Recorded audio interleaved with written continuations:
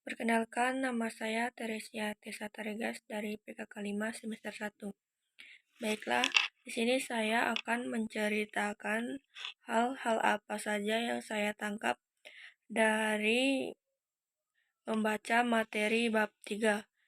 Baiklah, di sini materi bab 3 itu tentang kitab Kejadian. Yang saya tangkap dari kitab Kejadian adalah kitab yang menempati deretan pertama kitab Pentateuk. Dan kitab Kejadian memuat rangkaian narasi umat manusia dan narasi bangsa Israel.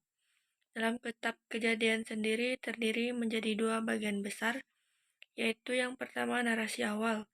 Narasi awal memuat asal-usul manusia, yaitu Kejadian bab 1 sampai dengan bab 11. Sedangkan yang kedua, narasi para bapa bangsa yang memuat asal-usul bangsa Israel, yaitu dari kitab Kejadian bab 12 sampai dengan bab 50. Baiklah, di sini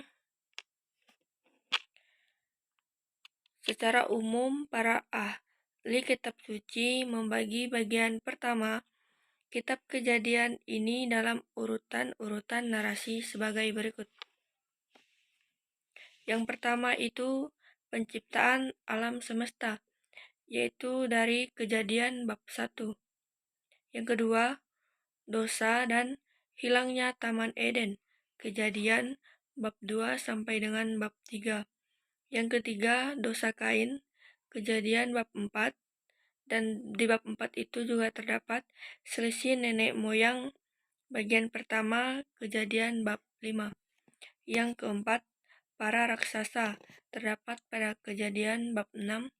Dan yang keenam, selisih para bangsa, Kejadian bab 10. Yang ketujuh, narasi Menara Babel, Kejadian bab 11.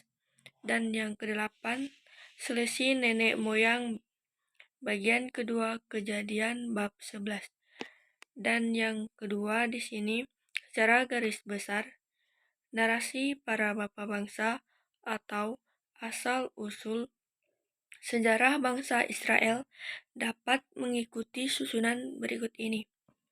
Baiklah, yang pertama di sini selisih keturunan Terah terdapat pada Kejadian bab 11 ayat 27 sampai dengan 32.